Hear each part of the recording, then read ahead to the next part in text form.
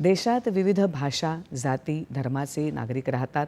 भाषा कुठलीही असो, चित्रपटात जर मानवी भावभावना, सहज सुंदर अभिनय आणि भारतीय संस्कृतीचं दर्शन घडलं, तर तो सिनेमा प्रेक्षकांच्या हृदयाला भिडतो. भाषा, प्रेक्षक कोणतेही असले तरी तो भारतीय सिनेमा असतो, हे महत्त्वाचं असल्याचं मत दाक्षिणात्य सिनेतारकांनी व्यक्त केलं आहे.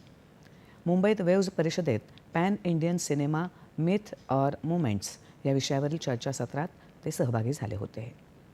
चर्चासत्रात ज्येष्ठ अभिनेते अनुपम खेर, दाक्षिणात्य अभिनेते नागार्जुन कार्थी, अभिनेत्री खुशबू सुंदर यांनी सहभाग घेतला, तर त्यांना नमन रामचंद्रन यांनी बोलतं केलं.